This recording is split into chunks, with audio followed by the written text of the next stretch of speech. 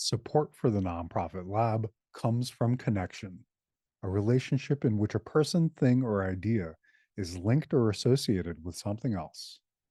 Whether online, in person, in or outside of your mind, it's easy to find all around you. Connection.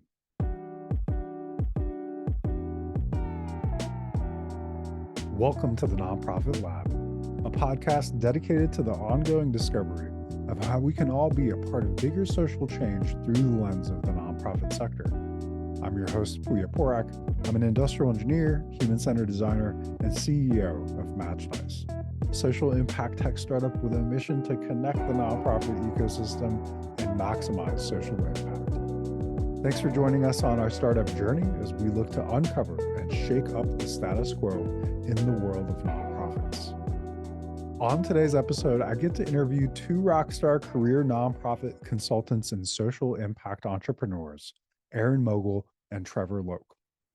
Erin is the founder and CEO of Elevate Social Impact, a consulting and coaching practice that helps companies develop their corporate social responsibility strategies and guides individuals looking for fulfilling and values-aligned careers in the social impact space. Erin is passionate about empathetic leadership and promoting kindness and a culture of giving back in business, and brings nearly 15 years of experience across the nonprofit and CSR sectors.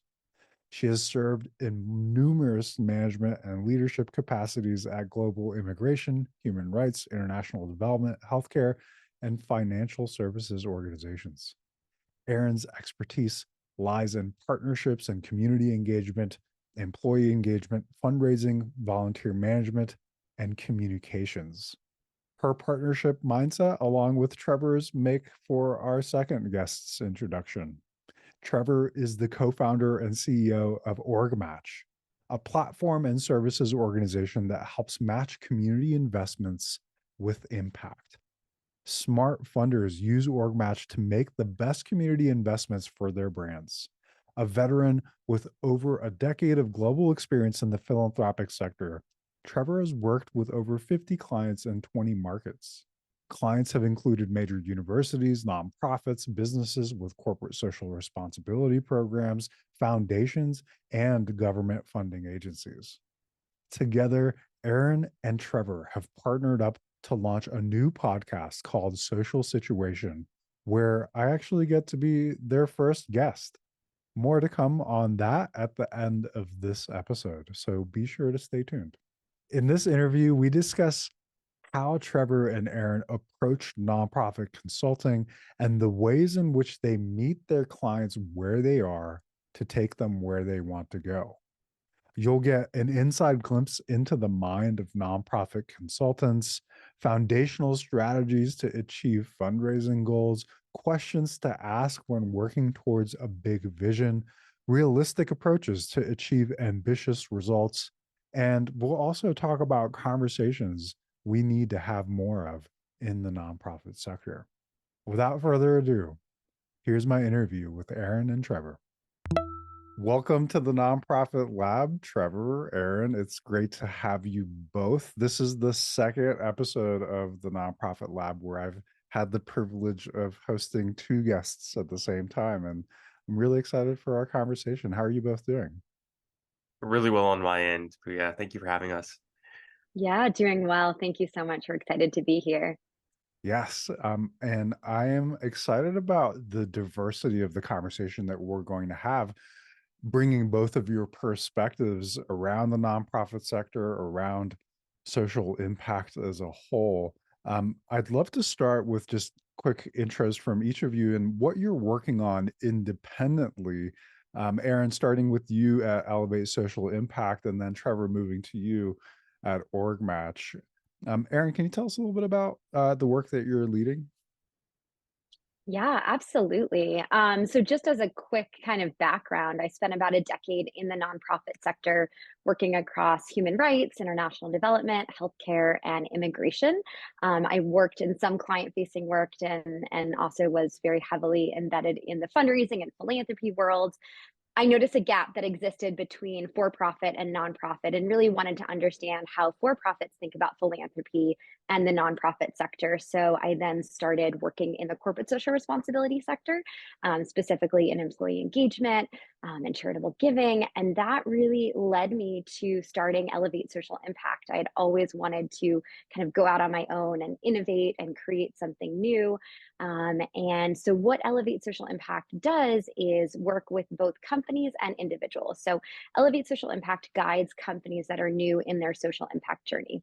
So, if you think about a company that is wanting to give back, be philanthropic, think about their impact in the community, on people and the planet, that's where I come in working with those companies early on in their social impact journey to help them discover what sort of philanthropic footprint they want to have, what that sort of looks like for them. So we work on everything from setting goals to strategy to getting their initial employee volunteer day or charitable giving day off the ground and all the many components that go along with that.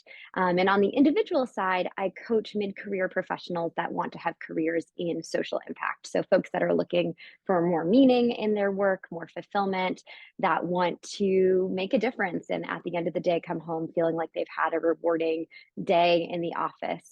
So I guide them and coach them every step of the way in their job search journey. Thanks, Erin. I really appreciate how you also kind of weaved your origin story into that. Just a quick follow-up question before we move to Trevor. Like, what do you think was the core of what drew you into that space? I know you said the primary question was like really exploring the intersection of profit and purpose, but was there kind of a moment where you decided to take this leap towards founding Elevate Social Impact?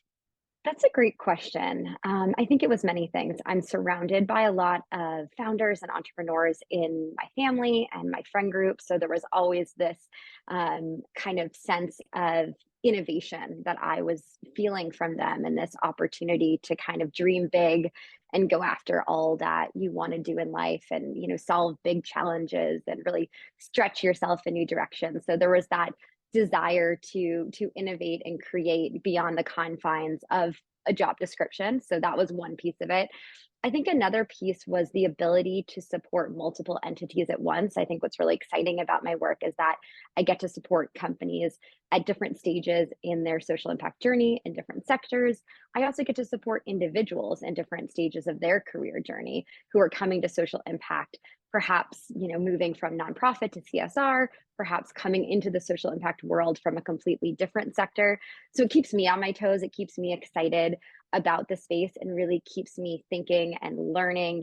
I always say I don't know everything, and I'm constantly learning from the clients that I'm working with, the partners that I have in this space, both of you included. So it's really exciting for me that the work is always evolving and iterating as I go.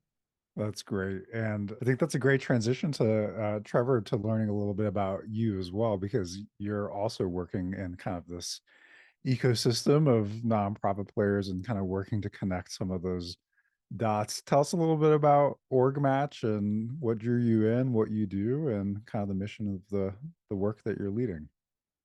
Yeah, thank you, and love the answers that Erin gave, and just feeling a lot of very similar, yeah, just very similar things to the motivations in terms of why we do what we do, how we're trying to bridge the gap in the sector, and I think for me, I was raised on to be very community minded, to be giving back, locally. I went to a school where part of my grade was honor volunteerism. And so, volunteering for me was just a very natural thing. I was a young activist, and that kind of got me into the space of fundraising. I was hired by one of the organizations that I volunteered with and sort of moved from a part-time role into a full-time role with them, and eventually just continued sort of on this fundraising journey, helping to solve problems, helping to mobilize capital to where impact could be really undertaken and shown back to a broader community. And so we had the organization I was working with originally, we had built a brand new center for people living with HIV/AIDS in the downtown east side of Vancouver, where I was raised. And we were able to, bring really progressive policies forward, like the first supervised injection site in North America, which had been a legacy of that program, but really start talking about that and say, okay, how do we get more progressive policies kind of undertaken? And so that journey progressively led me to other foundations, other work, and the foundation I ended up working with, which is now called Makeway, was called Tides Canada at the time, was really focused on providing, grassroots organizations with access to capital. And it started happening where corporations started hearing about this work, and Patagonia contacted us to implement the first community investment strategy in Canada for them. So that was a really, really interesting project. And I think for me, that was really what got the wheels turning around. How do we, as Erin said, bridge these divides between the sector, help to mobilize the capital and the impact from the donors to the grassroots folks, change makers, activists on the ground who are really making this work possible, making the changes we need to have a more sustainable and equitable world that will benefit everybody. And so, long story short, I ended up moving to England, taking on a job with a university there. And when COVID hit, my partner and I decided to move back to Canada, and I didn't have a job to come back to. So I decided to sort of take on the journey of being an entrepreneur and founder. And we've really found that with OrgMatch, we had an early hypothesis around how could we help make this divide much smaller between institutions and organizations. So we're very much a B2B sort of platform.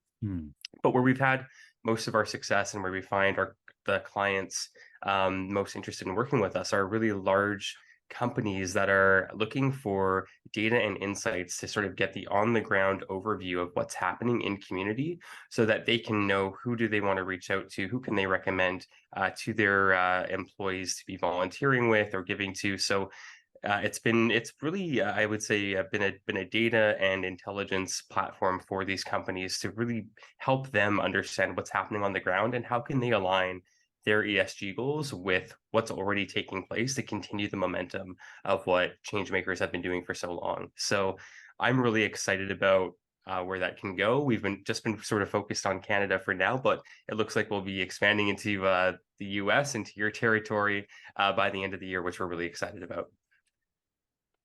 That's outstanding. And such a great overview of OrgMatch and your inspiration to getting into that. And it helped me see some of the connection points between Erin, what you're working on, and Trevor, what you're doing. And I'm really interested, before like diving into the various perspectives that you both have in building bridges between institutions or companies, organizations, and the nonprofit sector around fundraising and beyond.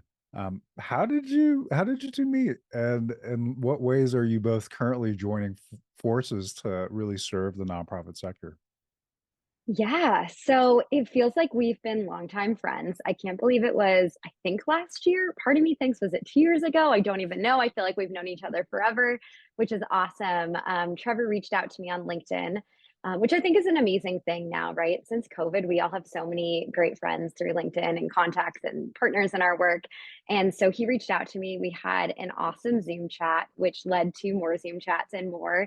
And then he very kindly reached out to me at the end of last year, end of 2022, and asked if I would love to, be interested in co-hosting a podcast together, which I was super flattered to hear this proposition. And he sent me a full deck and his plan. It was very organized. I was, yeah, really excited and impressed by his thoughts, and, just knowing the work that he does, our similar background in the nonprofit space. I know we both had experiences as children, kind of getting a new kind of perspective on philanthropy through our community, through our family's engagement in the work, and just through our own volunteer opportunities. We had a lot of synergies and values alignment, and really had enjoyed all the conversations up until that point with Trevor. So I said, yeah, and it's been a fun journey ever since. That's amazing. Trevor, is there anything that you wanted to add to kind of your origin story and connecting with Erin and what you're working on?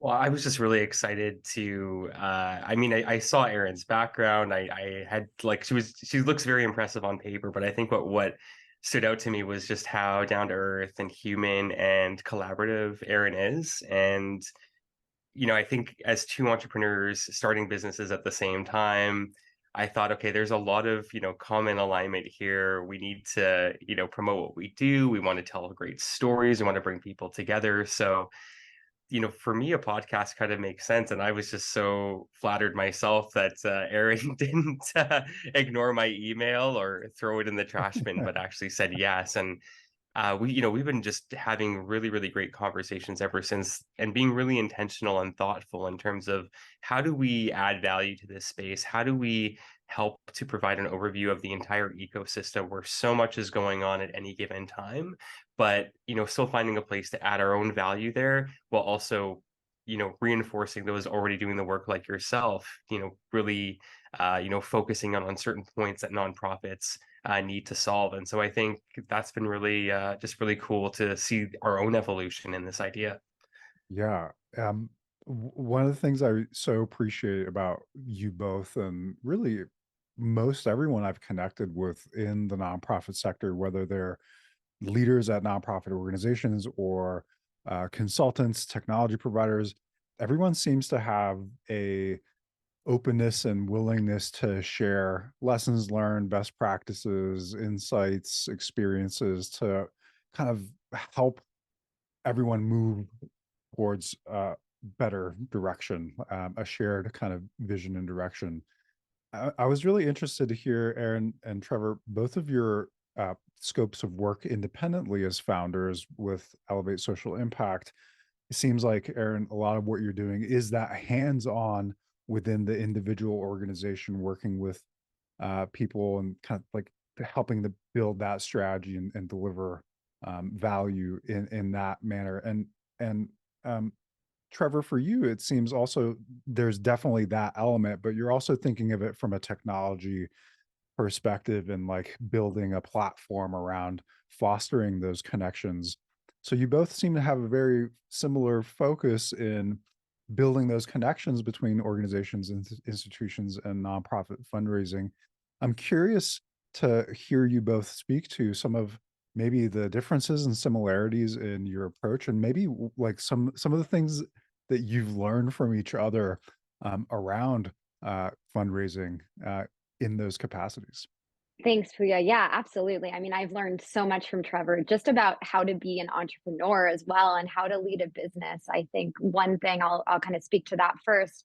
One thing that Trevor does an amazing job at, amongst many things, is relationship building. And so much of the grind of starting a new business and finding clients and getting your name out there and the marketing and the branding is building true, authentic, meaningful, deep, long lasting relationships. And that's something I know that Trevor really prioritizes in his work. And I know that that's what's, already made OrgMatch so successful and will continue to make them successful in the years to come. So that's something that's always top of mind for me. And something I enjoy about working with Trevor is that we are in the same overarching sector, but we are doing slightly different work. So there's a lot I can learn from OrgMatch. I even, I've been sharing with Trevor, as my client base grows, I'm definitely keeping OrgMatch in mind for any potential opportunities for my corporate clients as well. So there's definitely a lot of overlap and synergies. And I think for me, so on the corporate side, there's a lot to it. I like to think of myself, because I am a team of one, as a guide or educator. There's, a lot that I can provide, but again, I'm one person. So there's great companies out there like OrgMatch, like Match Nice, that can support my clients at different stages in their journey. But for me, and really with my individual clients as well, it's about, first of all, the education piece, right? Like, what is the social impact landscape? I think a lot of companies and individuals breaking into this world, and nonprofits too, that are trying to understand corporate philanthropy and corporate partnerships, are like, where do we even start? What does this space look like? Where do I fit in? How can I build meaningful partnerships and relationships?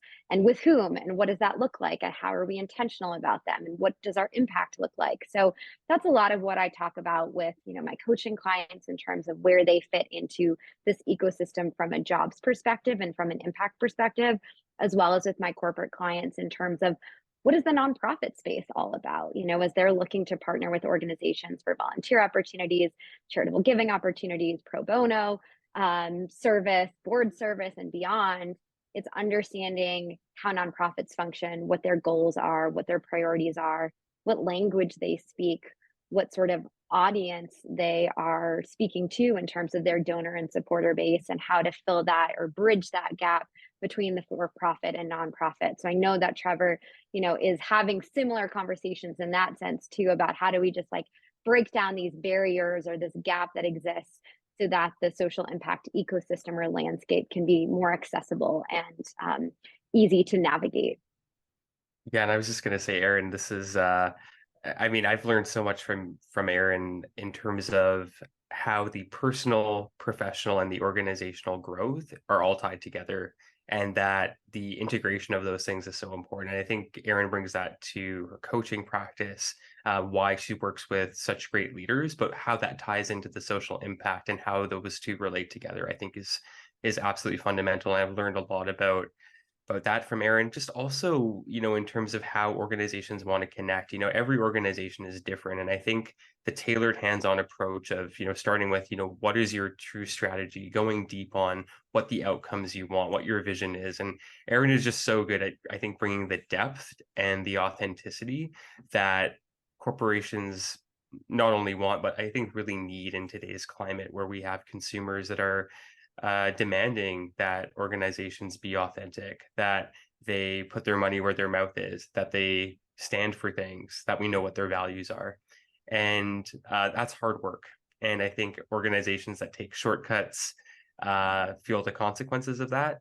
And those who do that really, really good intentional work see, I think, huge benefits and also just get, I think, a lot more clarity and sort of a weight off their shoulders because they're not having to worry about walking on eggshells. They can be really proud about what they do. And so I think that's where Erin's strength is, and where Elevate Social Impact, I think, brings in a lot. And for us at OrgMatch, I think what we're really trying to do, and when we think about our ideal client, is my goal is to have them spend more time in relationship with community. And so I try to think about what are the tasks that I can take off of the plates of the corporate social responsibility manager or the community investment director within an organization, that so that they can spend more time out in the field on the ground and do less time having to do the research, the vetting, the due diligence, the rejection that is taking up a lot of their time. And kind of it's the dread they feel about their job, and really what they want to be doing is spending more time in relationships. So I think that's where OrgMatch really tries to add that value, is like, where can we take some of these administrative data-driven tasks off of your plate, bring a little bit of sophistication and intelligence to them so that you're even better performing, but you have just way more time and way more capacity to do what you love to do and what you're really good at. Such great perspectives, and I love how kindly you built off of each other's expertise and like the intersections between those strengths that I think you both bring to the table. And what I really appreciate is the thoughtful, personalized approach that you bring to your clients and understanding their goals and then helping them get there in a thoughtful way.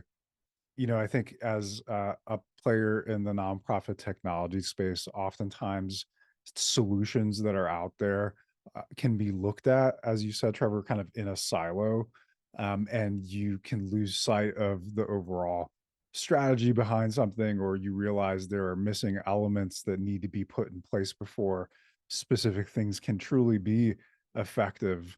What's both of your perspectives on the balance between like empowering and guiding nonprofits to build these strategies versus like the outsourcing and like ownership of that, right? Because I think it can oftentimes feel like these very important skills and requisites to kind of launching various strategies can be like a checkbox activity, and then it like the heart of the organization is not really invested in that. So how do you look at like really not just guiding nonprofits in the right direction when it comes to this foundational strategy work, but also having them really own it?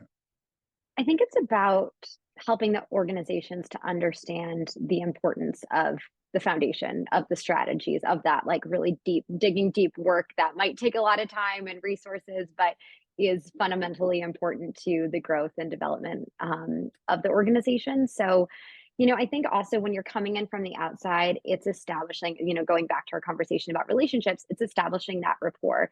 When you're at a nonprofit organization, especially if you're working with a small team, maybe people have been there for a while or the founder themselves, they're going to feel really a lot of ownership of their work, understandably, and rightly so. And they're going to feel really committed and connected to the community that they're serving. So I think it's very important up front to learn as much as you can about who they're serving and why they're serving them and what that looks like and what's worked and what hasn't, and kind of do your due diligence to understand where they're at before going in and making recommendations of, foundational changes or strategy changes. But I think really kind of sitting with them where they're at in terms of, okay, where are your pain points? Where are the challenges in your funding? Or, why are you losing donors? Why aren't donors coming back? What's the pain point in terms of connecting with corporations for sponsorships or funding or what have you?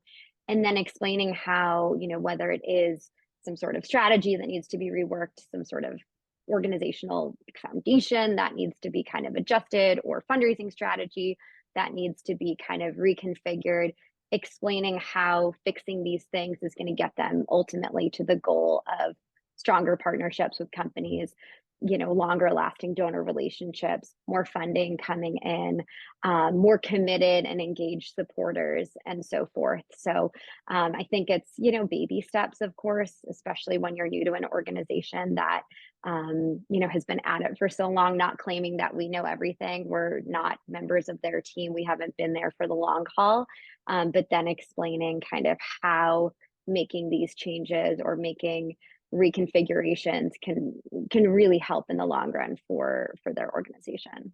That's great, Erin. Trevor, what comes to mind for you in this kind of balance of guidance and ownership and empowerment? Usually when I work with nonprofits, the common thread is that there's just always so much going on everywhere, and they're trying to do everything everywhere all at once, right? And so it's kind of like, how do we, I think the value that I try to bring is, where can we really focus on one thing that's going to move the needle for you? And how do we just do that one thing really, really well? And then we can focus on the second thing and the third thing, right? And kind of go out from there. But it's just sort of like, bring it back to the basics, bring it back to what matters most for you. And yes, there are fires burning everywhere, and your attention is sort of being directed every which way. But I find that once we can get sort of that one metric or that one goal really measured, really tangible, and have a good strategy for it, it brings this sense of confidence, this can-do attitude, and then everything else seems that much more possible. So that's usually where I like to start with a nonprofit, is like, where can we just really focus, in the next, if it's a few weeks or a few months, however long we want the project to be, to really have them coming out of it feeling proud and confident that they can take on all of their other work. Yeah, I love how you both kind of, the approach is similar in painting kind of the landscape of the current state of where they are and understanding where they want to go, and kind of building the scaffolding and a roadmap for nonprofits to get there. Um, in that equation, though, sometimes what I'm seeing is, you know, the ROI conversation can be difficult, right? Like if I'm not seeing an immediate return on my investment in a partnership or a technology or what have you, in a matter of days or weeks, then like, is it really worth it? Because there are so many other fires and priorities going on.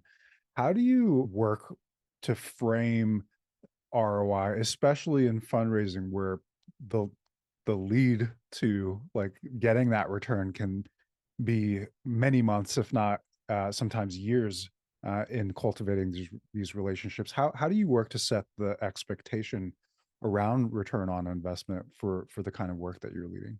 That's a great question, Puya. I think that's just it. It's about setting expectations. It's about being transparent. It's about not claiming that, if you work with me, you'll bring in, $500,000 more this quarter or what have you. It's about, really kind of like I said it before, being with the organization where they're at. Okay, if fundraising is a struggle right now, if your events have had a downward trend in terms of revenue brought in, or if your donor base has been depleted for one reason or another, that's the current state. It's not going to change overnight, but these little steps that we're taking to, let's say, enhance donor relationships, enhance that donor journey, reconfigure what it means to be a donor or supporter of X organization and fundamentally transform what that feels like for someone that wants to get involved or give back or volunteer in one way or another, that in the long run, you're going to see the payoff.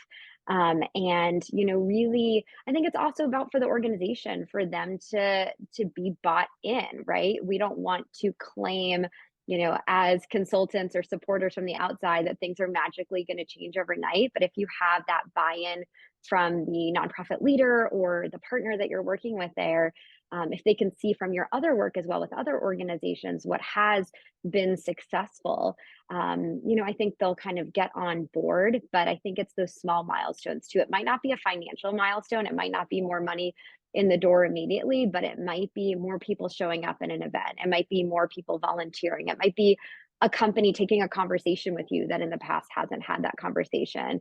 It might be finding more grants to apply to. So it doesn't always have to be that financial.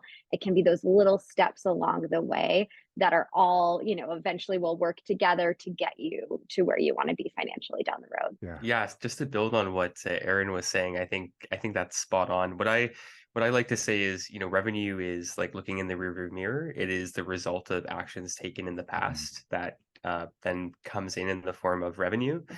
And so the question is, what are the steps we need to take now to lead to that future revenue? And so for different organizations, I think this is where we really try to bring some focus there. If they're wanting to really focus on corporations, it might be, how many decision makers can we meet with in a week? And can we get a proposal invitation from them? If that could be an example of an indicator that we should be measuring, that's actually going to move the needle week over week. That's going to bring value to that organization.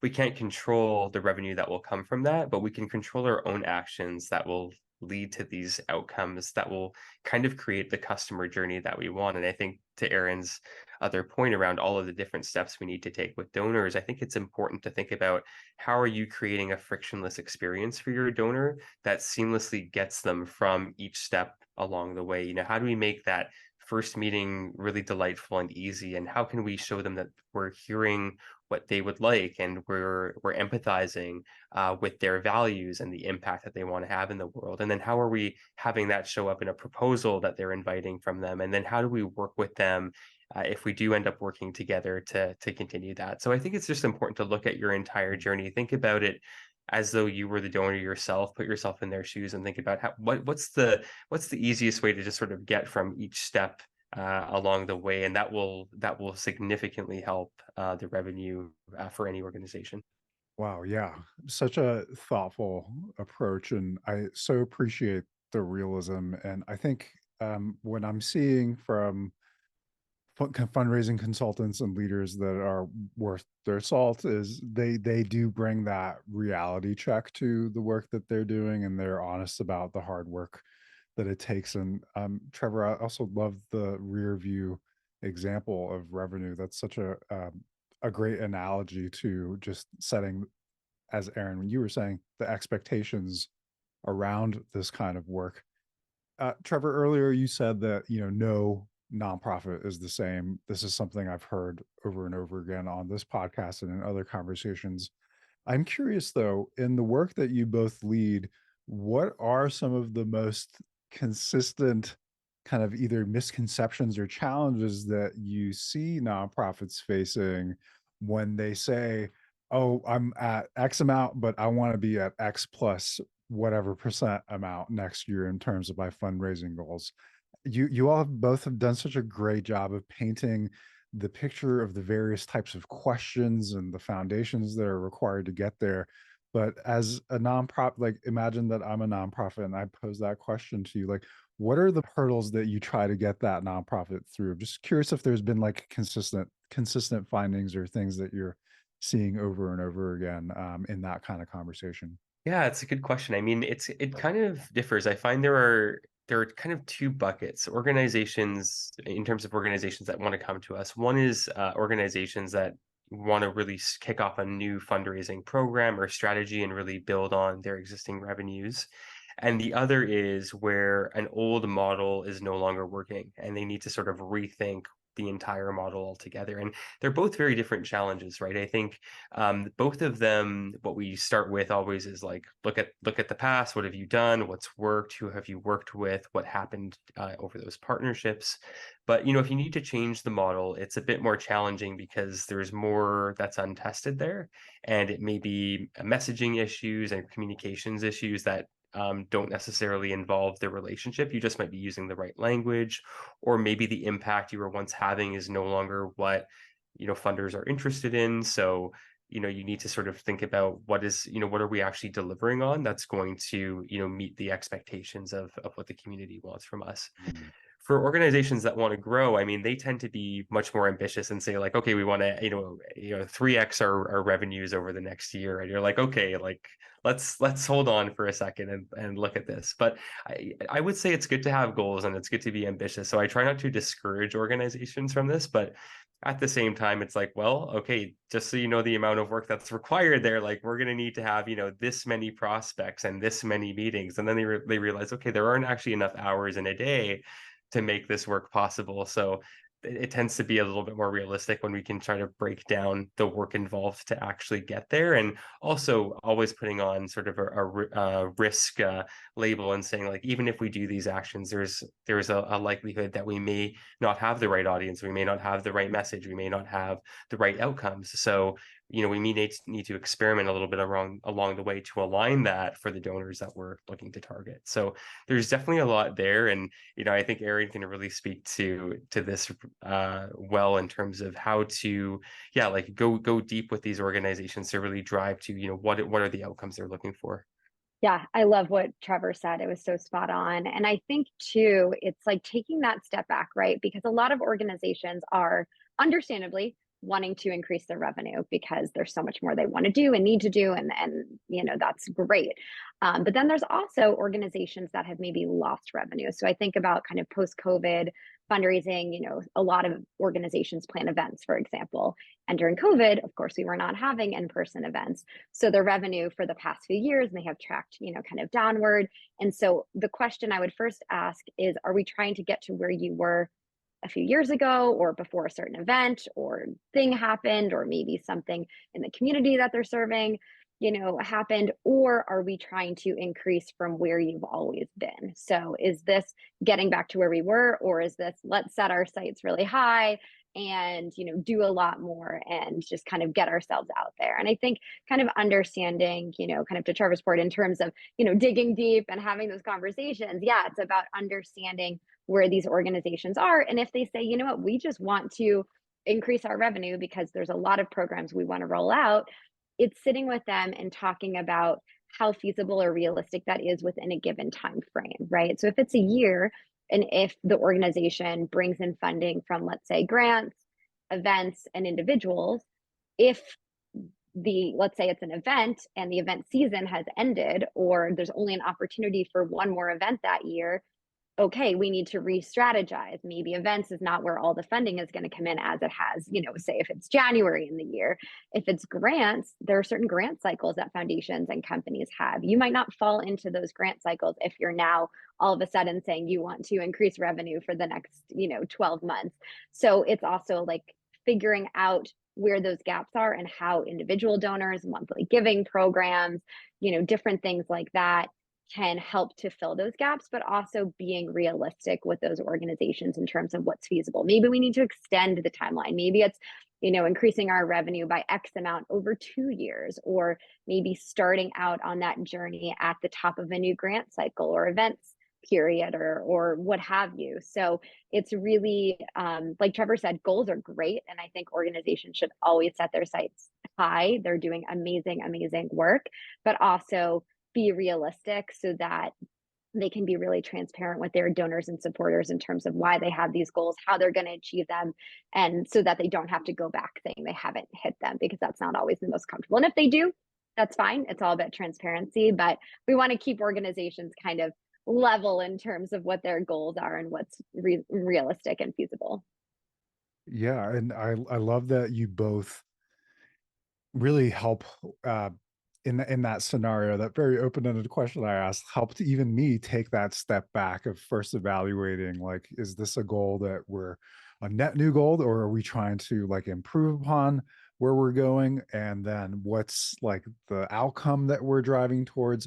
And then also helping me, the organization, think about the work that's required to get there and to be realistic with that. What do you do in situations where the goal is and an outcome is misaligned with the resources and the inputs that are there? So is it just that reality check, or are you also like thinking about bringing in additional resources, or like, can you talk through some like creative ways where maybe like my goal is really big, but my capacity to get there is very limited? Am I really just stuck to kind of the capacity for support that I have to push towards that?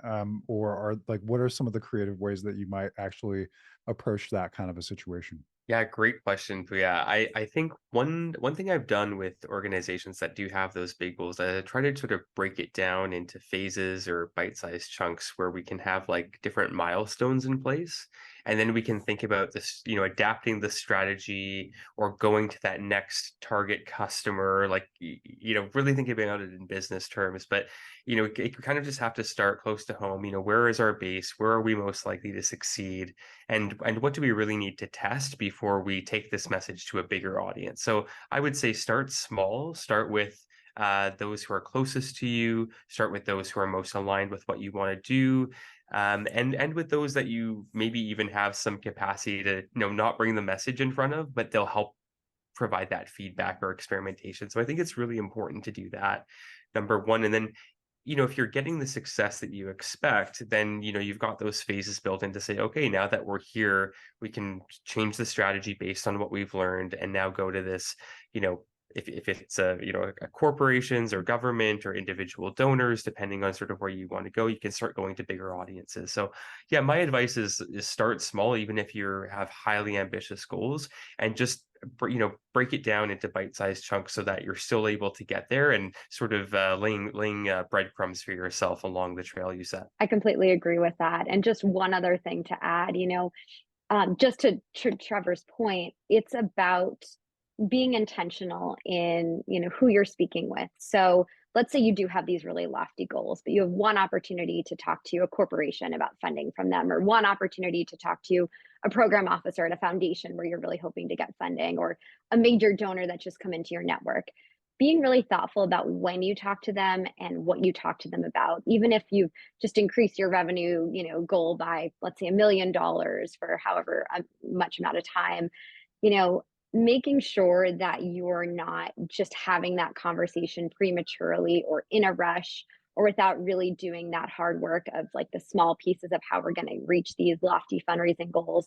Because a lot of times these partnerships and relationships take a while, and you don't want to slap a big number in front of someone's face and then realize, hang on, we needed to do some other kind of behind the scenes work first, or hit some different milestones before doing that. So I think it is about going after those goals, keeping the nonprofits kind of, understanding of the fact that they may or may not be reachable depending on all the different pieces coming into place, but also just being really thoughtful about when conversations are being had with different stakeholders and partners that could fundamentally transform your organization.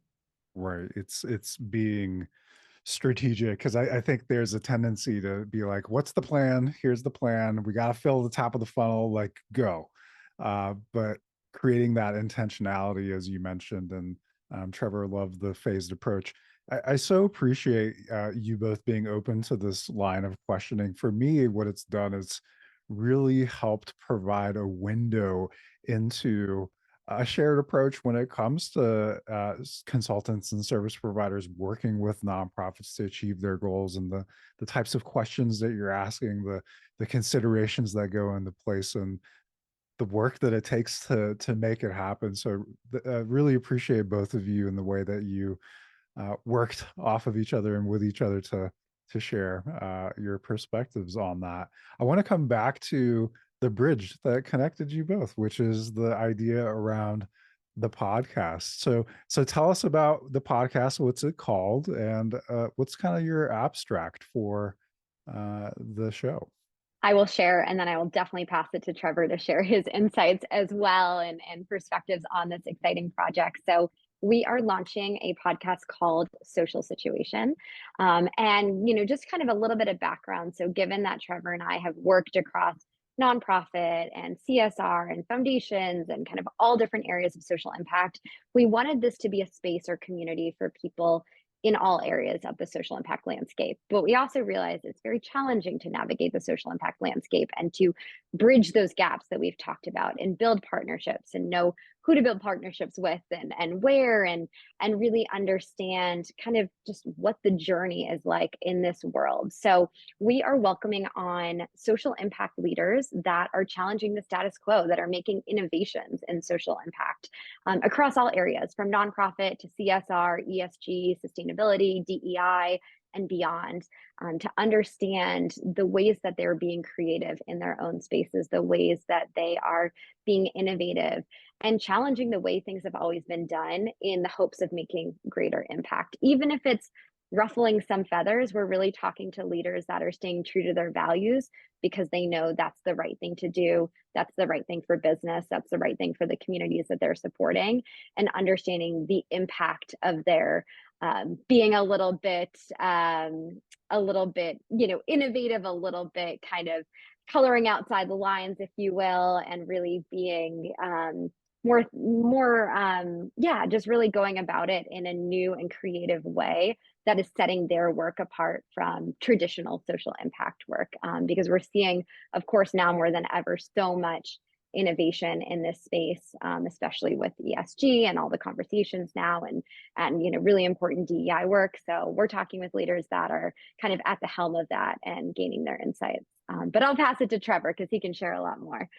Yeah, I mean, kind of just going back to, I mean, what Erin said and what we were talking about earlier, like there's such a large ecosystem out there and there's so much going on. Like, I mean, you wouldn't, it's hard to see from the outside sometimes. And then when you're in it, when you're, an entrepreneur in this space, you're working for a foundation or for a charity, you realize like this is actually a really massive space and there's a lot of people working together and there aren't as many opportunities to connect as there could be. And so, if we can help just play a little bit role in helping foster some connections, some learnings, even just sort of keeping people motivated to keep going, like anything we can do there. So for me, it's a bit of that. I've just enjoyed so far the learning opportunities that have come from putting this together, starting our first episode, learning from you, Puya. Like it's been definitely a master class. It feels like we've been going through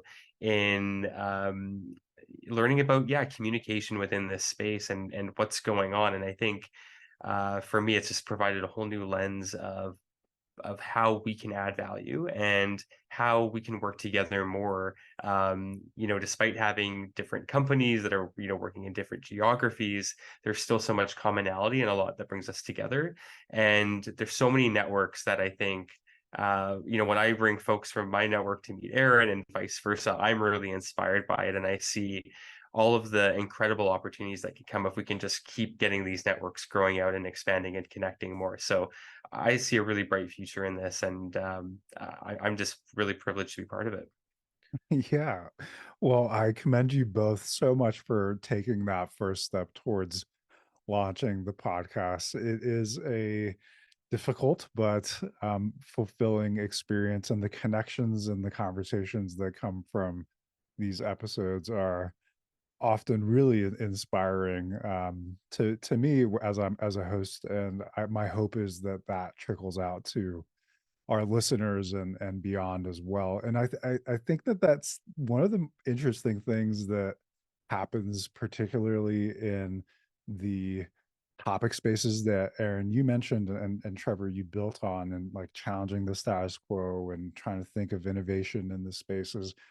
These conversations are happening more and more in the nonprofit sector, and just the ability to share that with the world and kind of spark new ideas and just have that conversation is super important. I'm curious to know if there are any other like really big conversations that you think we need to have more of in the nonprofit sector, whether it's around a specific status quo or like another topic. Is there anything that you think like isn't being talked about as much as it needs to?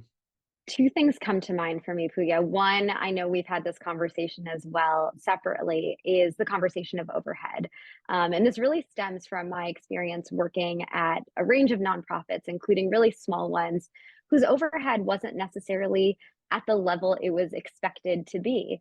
And now I think there's a misconception that if an organization has an overhead that is above, where it's supposed to be, that they're not a worthy organization to support, or that they're questionable in their practices, or that maybe folks there are earning more than they should and they're not supporting their communities or beneficiaries as they should. But really, this conversation intrigues me because, when you take a step back, and what I've learned from organizations where I work that do have higher overheads, those are supporting really fundamental pieces of the pie, right? So I worked for an organization that was located outside of the US, and a lot of the employees that work there locally in those communities were former beneficiaries of the organization and are now working there. And our organization, this organization where I worked, was really committed to paying them fair salaries that would provide them with what they needed to live and beyond, and all the benefits and things that they deserve. And so that kind of fell into the overhead. But when you look at it, we were directly supporting the community where our constituents were, where our beneficiaries were, just the staff that used to be those very people. And even the staff, here in New York City, in our local office, everyone deserves fair wage. Everyone, nonprofit people work so hard. I am just so impressed by everybody that's in the nonprofits, space, giving their all to support communities in need, and really pouring their heart out to different cause areas that are so vital. And so I think, there's many different pieces of where overhead goes. It could be the office. I worked at an organization where once we literally had to decide which lights to keep on. And this was not, this was in New York City. This is in a major city. And so when we think about it, overhead is vital to maintaining a certain level of employee wellness and employee engagement. It's important to, keeping employees motivated about the work. It's important to keeping programming running. So I think I could talk about this for days, but I think overhead is something that's vital to talk about. And something of personal interest to me as well is the conversation around kind of the voice of those that we're supporting. I think so often, we all see the TV ads where someone is talking about a child in, a developing country or in a crisis area and putting a voice to them. And, I really think it's important to always listen to the people themselves that are in these situations. And, if we're not directly hearing their voice, really taking the time to speak to those communities and understand their needs so that we can most appropriately fundraise for them and bring in the funds that are actually supporting what they need versus what we over here, in the US or Canada think that they need, right? It's about going back to those communities. That's the heart of the nonprofit work. It's mission oriented work, it's purpose driven work. But if we're not listening to those that we're actually helping, what good are we doing? So Mm. those would be my two things. Thanks, Aaron. Yeah, I think both of those things are themes that have come up on this show, and I'm hopeful that it's going to not just be a part of the consciousness of the nonprofit sector as nonprofit leaders, but that these conversations, the more we have of them around overhead and really around like the voice and representation of the communities we serve, that also carries into the conversations nonprofits are having with donors, and the donors are getting to kind of see things from different perspectives as well. Trevor, what are your takes on like status quos or conversations that you think we need to have more of? Yeah, I'm worried about the inequities in the sector between grassroots organizations and very large charities with massive communications and fundraising departments that can outcompete them for those donors or for those resources, even if the grassroots organization may be more aligned with what that donor is actually interested in or looking for. And so the thing that concerns me most is the changing media landscape, and how journalism is being defunded by a lot of organizations, and therefore the stories that I think traditionally can get out there and could be told about these grassroots initiatives and leaders are getting lost. And in a decentralized landscape, those who can create their own content and market it are going to be the winners. And I worry about the grassroots organizations having the capacity to be able to do that in this landscape. So I think we need to talk about how can we help grassroots organizations tell their stories, get their voices heard in a way that can at the very least compete with those organizations can afford to buy those television ads. So that's really, I think, for me, what's on my mind. That's a really interesting one that I haven't really heard spoken a lot about, Trevor, and I'm really excited to tune into your new podcast, Social Situation, as it's being released in the coming weeks, months. When can listeners be ready to tune in? By the end of September at the very latest, but definitely hoping for sooner. So stay tuned. Hopefully, coming weeks is what we're planning. That's amazing. Well, I so appreciate the conversation that we've been having today. I usually end with one question for all of my guests, so I'll fire it right back at you guys. It's what would you like your lasting legacy to be? That is a great question and a big question. Yeah, I think it's actually really simple. It's not about the work that I'm doing. It's not about the money that I make or the degrees on my resume or anything like that. It's really about who I am as a person and how I've shown up for other people. So I think it's about empathy and kindness and compassion and leading with my values, and doing good for the world. I love that. I mean, I'm an environmentalist first and foremost at heart, and I believe that the Earth is our one planet that we get to live on and depend on, and there's no planet B. There's no other place we can move to, and as we see the effects of wildfire smoke on communities, as we see growing poverty in communities around, especially in our own backyards in North America, I think we need to pay attention to the impact we're having on our planet and whether this is truly sustainable or not. Because if we don't change our behaviors, if we don't change how we live, we're not going to have a planet that we can all enjoy for much longer. And so for my legacy, I would like to just be part of the solution, helping people make the changes, the easy changes that don't require a lot, especially at the corporate or organizational level, that are going to have huge, profound impacts in extending lifespans and expanding quality of life and bringing people closer together and having a more equal society. So it's big picture, but I think if I can just have one little dent in helping to make that happen, I'd be really proud. Well, I so appreciate you both sharing that view that you have, but also living it. And it's a privilege to have had the conversation with you both today. And I so respect and admire everything that you both are doing in this space. And just thank you so much for being part of today's show and for sharing your rich perspectives and wisdom in the space. It's been a pleasure. Thank you so much for having us. This has been so much fun. Thank you, Booyah. Cheers. For me, this conversation was a really cool glimpse into better understanding the thought process that nonprofit consultants take and the balance between having audacious goals and the reality of the work it'll take to get there. There's so many amazing people working to help nonprofit missions come to life through their expertise. And I'm so grateful to and thankful for Trevor and Erin for taking the time to share their perspectives and approaches with us today. Be sure to check out Erin and Trevor's new podcast launching soon called Social Situation. We'll link it to the episode description as soon as it launches. As always, we'll end on a quote. I feel that there are a lot of different flavors of this quote, but I'll take this one from Adam Grant, who said, "The most meaningful way to succeed is to help others succeed."